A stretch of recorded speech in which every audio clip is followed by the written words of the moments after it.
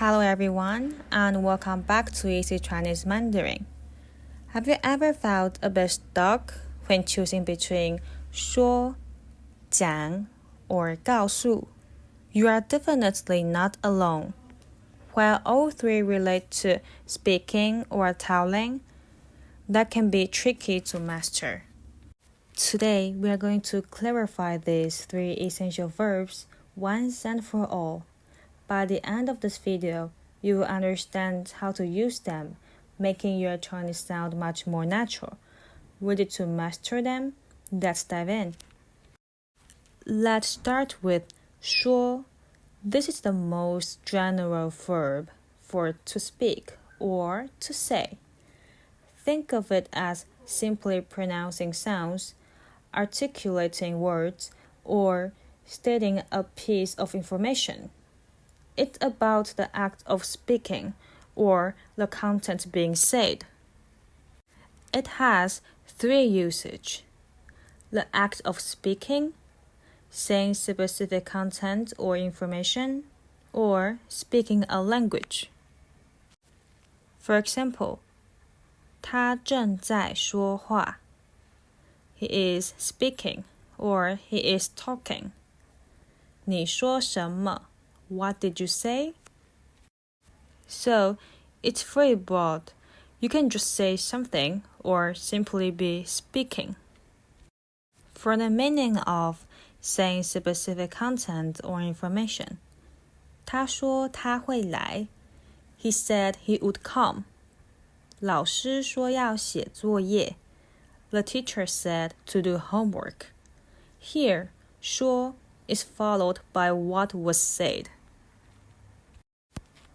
我会说中文. I can speak Chinese. 他说英文说得很好. He speaks English very well. This is very common for talking about language ability. Next, let's look at 讲. While it can be often used interchangeable with 说 in some context, 讲 usually implies a more extended, detailed, or interactive form of speaking. It often focuses on what is being taught about or explained more deeply. It has three meanings. First of all, having a conversation, often about a specific topic. To tell a story, explain, or give a lecture. To state an opinion or terms, often implies reasoning. 他们在讲电话. They are talking on the phone.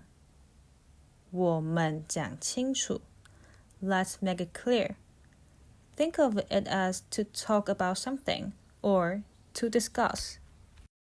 老师在讲课. The teacher is giving a lecture. 他讲了一个很有趣的故事. He told a very interesting story. Here, it applies a more narrative or explanatory function. To state an opinion or terms, 这个可以讲价吗? Can I bargain for this? Equal, can we talk about the price?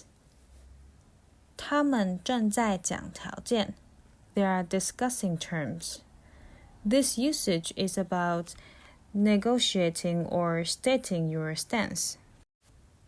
Finally, 告诉.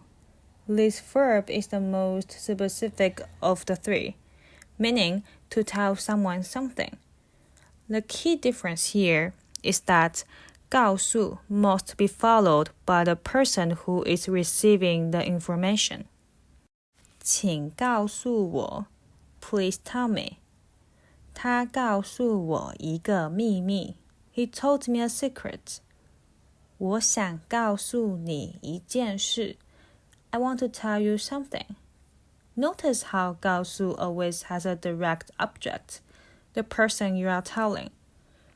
You cannot just say 我告诉 without saying who you are telling. Let's quickly summarize the key differences. 说 most general for the act of speaking, saying content or speaking a language. 讲 more accented for talking about a topic, explaining or giving a lecture. 告诉 specific to tell someone something, always followed by the receiver of the information. Now, here's an important point for daily conversations, especially in Taiwan.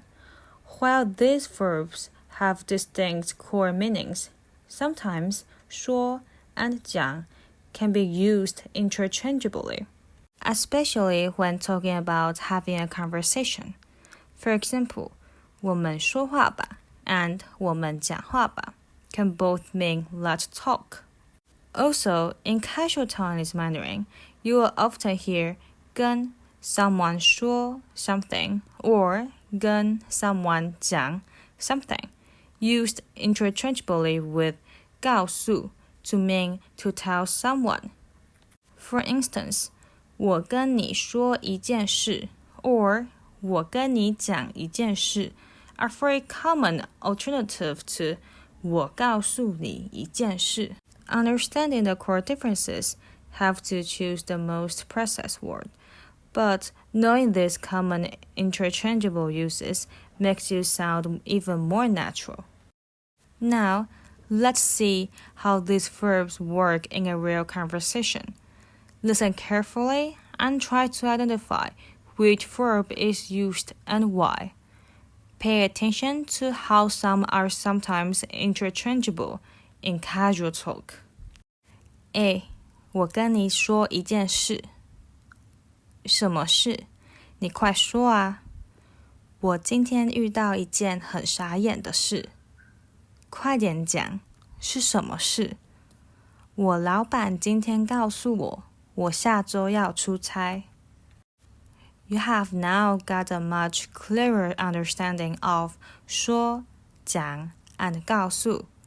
Practice using them in different contexts, and you will see your Chinese communication become much more natural and precise. Remember, understanding the core differences is key, but don't be afraid to use the common interchangeable forms in casual Taiwanese conversations. If this video helped you conquer these tricky verbs, please give it a thumbs up. Don't forget to subscribe and hit that notification bell so you won't miss our next lesson. Thanks for watching and see you next time.